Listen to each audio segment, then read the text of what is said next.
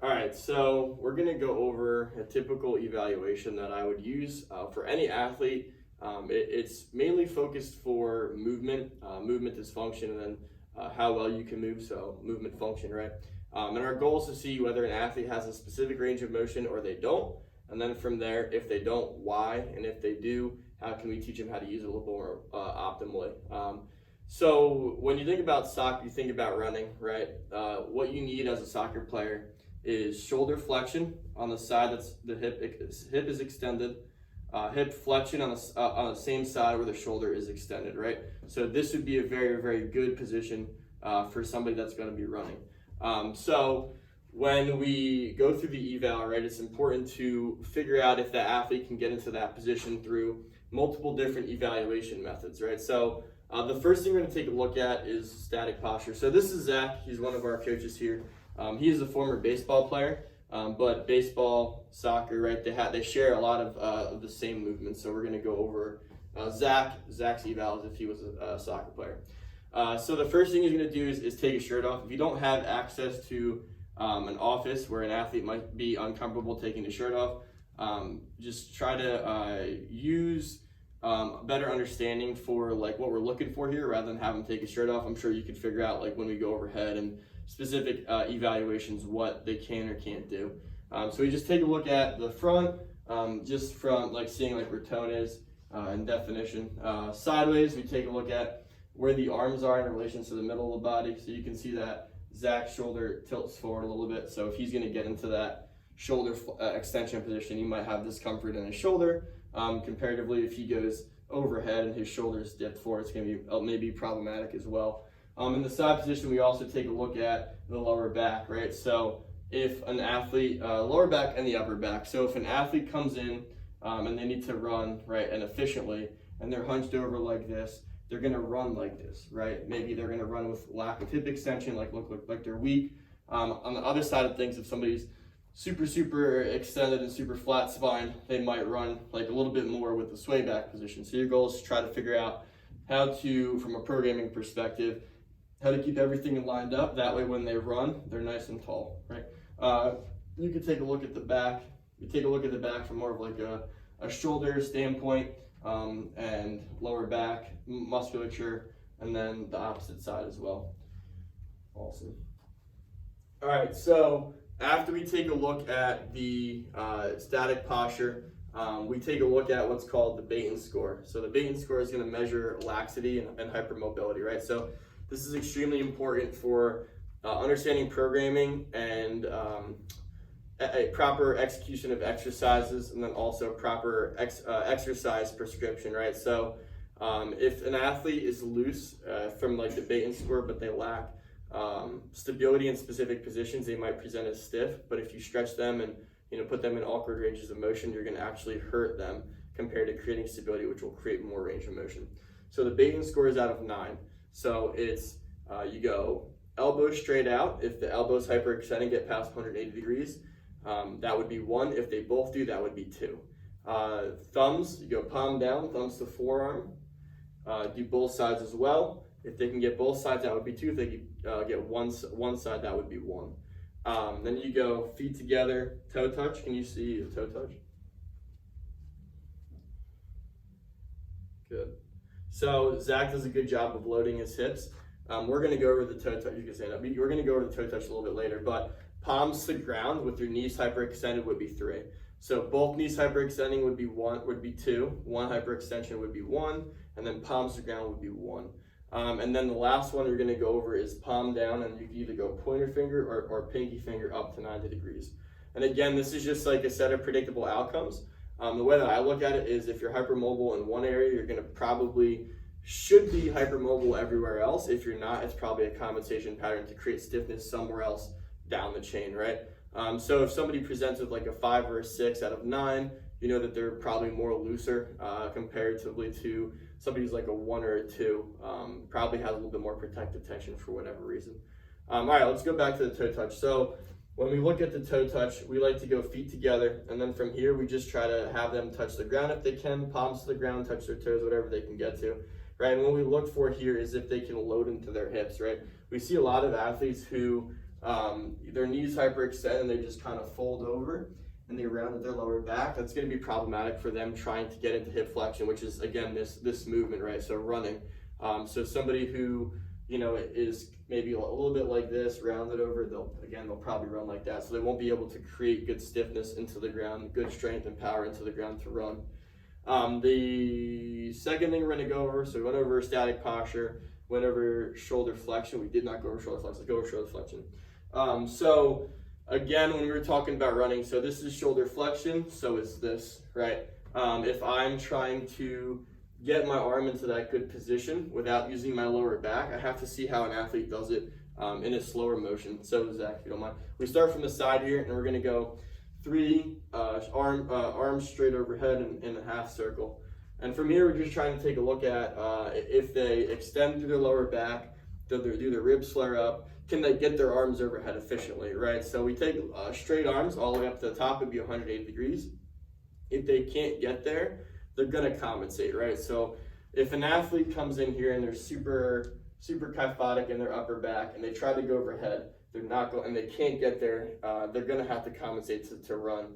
So you might see a guy like this, run like this, right? Or you might just see a guy kind of just run like that, right? So it's important to understand how getting your arms overhead is going to be translated to running. Cool. All right, so we did a static posture, shoulder flexion, and toe touch. The next thing we're going to do, and we typically use a table for this, but if you don't have a table, you can use a stick or a PVC pipe or just something to put in the middle of the floor. And this is from TPI, it's from Greg Rose, on base U, and it's just measuring hip internal and external rotation. We're not necessarily measuring a specific range of motion, more or less just trying to figure out how much range of motion they have and what it feels like and what it looks like, right? So if I go feet underneath put the stick right in the middle of my body, we'll go feet right underneath my hips, and I rotate without letting my hips move, my shoulders move, put my hands on my hips, keep everything tight, and I try to bring my toe in towards the middle of the stick, and then I try to bring my foot away from the stick. I'm gonna do that on both sides. So that's important for multiple reasons, right? So we live in a 3-dimensional world. So if I get into this position, this is hip flexion, adduction, and internal rotation. So I need to be able to get into this position to run. I also need to get into this position to load and then to drive out of it if I'm going to be changing directions. If I can't get into that position, or let's say I'm here and I go like this and it bothers me and I have some symptoms of a hip impingement, I'm not going to be able to load efficiently. So my load might be tall. If I have too much range of motion, my load might be weak and oozy and I won't be able to drive, right? So your goal is to figure out how much range of motion they have and create stiffness inside of that. So let's try that out.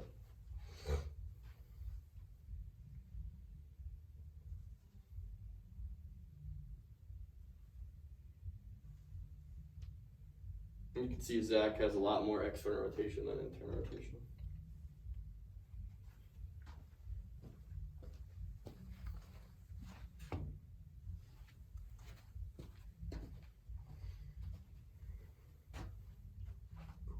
Awesome. So again, we're just trying to see what they have, how it looks side to side, and then from there, how it feels as well, right? If any of that causes discomfort, it's probably going to be challenging for that athlete to get into that position. All right, let's try a push-up. So can you do push-up with your head that way? So we like to take a look at the push-up because I think it's important for core control and seeing how an athlete uses their lower half and their upper half together to do a push-up, right? So we don't actually do these for more than 3 or 4 reps. We don't want the athlete to be too exhausted going into training. We kind of want to use this as a teaching method. So let's see 3 or 4 push-ups, Zoller. Good. So you can see at the top, Zach gets really good protraction, so his core is involved here. You can also see on the way down that his hips and his shoulders lower together, right? Can you show me what it would look like if your hips sag a little bit too much? Good. Good. So when your hips sag too much in a push-up, that's going to put a lot of pressure on your lower back and your hip flexors. So if you drive your hips up and keep them shoulder height, you're going to put equal pressure on your lower half and your core, right? Good. Thank you. We're going to do one more in here. Actually, we'll do 2 more in here. Can you lay on your back? Let's go feet that way, head that way again. And then we're gonna go over, you can go straighten your legs out. So active straight leg raise. So what we're gonna do, we're gonna take a look at, first off, if the athlete is able to push their lower back on the ground. So if they're able to reverse their lumbar curve, right? So if somebody can't keep their lower back on the ground when they lift their lower half of their legs up, it's problematic for them because they're probably not getting into a good hip flexing position. So as he drives one leg into the ground, he's going to bring up one other leg. Doesn't matter which one, you can do both. Good. And then from there, we're just trying to see if they can get to 90. You're good. And you're trying to see if they can get to a straight 90, right? So if somebody has problem getting their leg all the way up, so I'm a good example of that. I can get my leg to 90, but my knee is bent. I'm probably going to have some stability issues, right? So let's try that on the other side. Cool. Awesome. All right, I'm actually going to show you mine. So I do get my lower back on the ground, but that's about as far as I can go, but I can cheat it, and my leg bends a little bit. And again, so now taking a look at everything that we've been going over here, right? And let's say that younger athlete presents with more of a hypermobility posturally, and they can't do an active straight leg raise, right? Like, so that's the anterior tilt, right? Hamstrings are long, quads are tight, lower back's tight, core is long. It wouldn't make sense to just aggressively, stretch that guy's hamstrings, right? You're going to end up hurting them more than you would helping them. So that's the importance of the Baton Score. It kind of guides you for everything else moving forward. All right, cool. The last one we're going to take a look at is an overhead squat here, and then we're going to go outside and we're going to do an overhead lunge walk. So basically, we just asked an athlete, like, hey, what does your squat look like, right? So you think about a squat, that's exactly what we're talking about from like a running perspective. And when you go overhead, right, we want to be able to see if the athlete can drive the knees forward, get into hip flexion, and then keep their arms overhead, keeping their torso upright. So it could be translated to them running. So we say, hey, just give me 3. I like to see it from the side. I like to see it from the side because I can see if they either get into hip flexion or if they get into lumbar extension. Good. So you can see actually there Zahler, because he probably runs out of room in his ankles, he likes to go here before he likes to go straight down, right?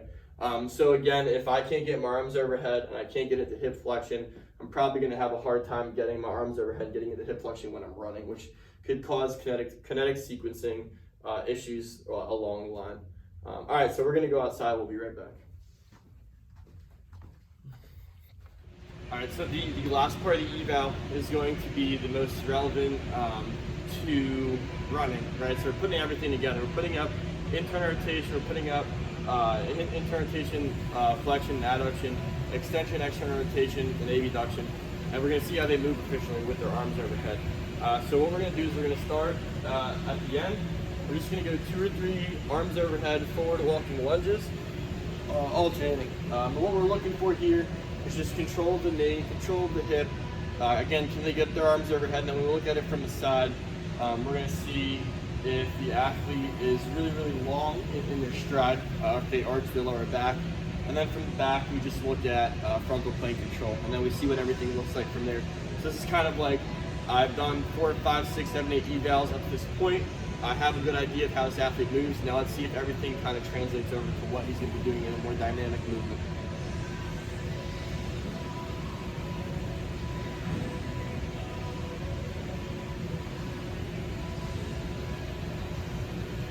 Good, and then hold on, pause there. Cool, so you can just give out that position. So you can see Zahler's front knee is very adducted.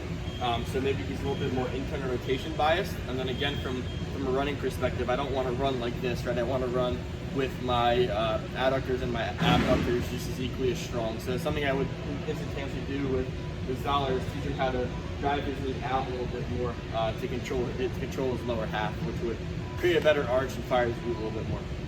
One more. Awesome. Then if you don't mind facing that wall, do the same thing. Let's see what it looks like from the back.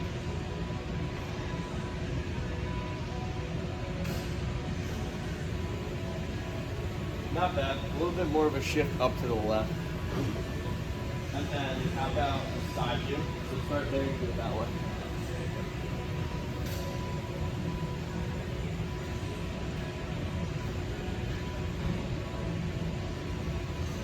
So It's definitely extremely important to measure or see if an athlete can get into proper hip extension and not compensate to get there. So one of the ones we're going to do is we're going to lay on the edge. Let me show you real quick. You're going to lay with your hips right on the edge of the table. You're going to go head down. One leg's going to stay bent, all legs are straight. And you're going to switch sides. So the goal here is to see how far the athlete can drive their hip up without compensating, right? So we typically like to see that 180-degree line. That's going to be hip extension. Anything less than that might not get to the position where they need to get to, so that when they run, they might be like this, or any farther than that, and it's just all lower back. It's going to be aggressive lumbar extension compared to hip extension. If you don't have a table, you can do a bird dog, but a table is always the best way to go down.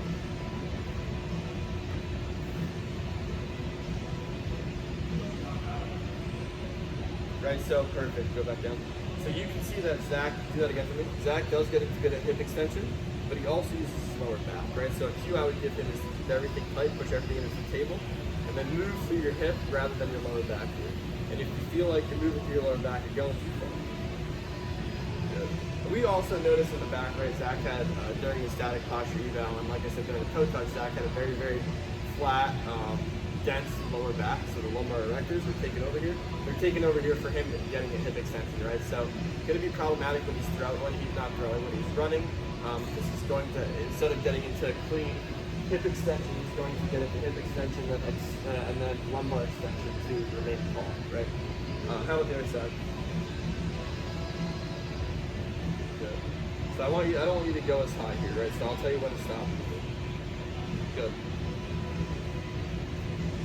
So it's not quite at 180 degrees, but this is something that we work on. So maybe find the core a little bit more, getting the hips through a little bit more, stretching out the hip flexors, and seeing how that works.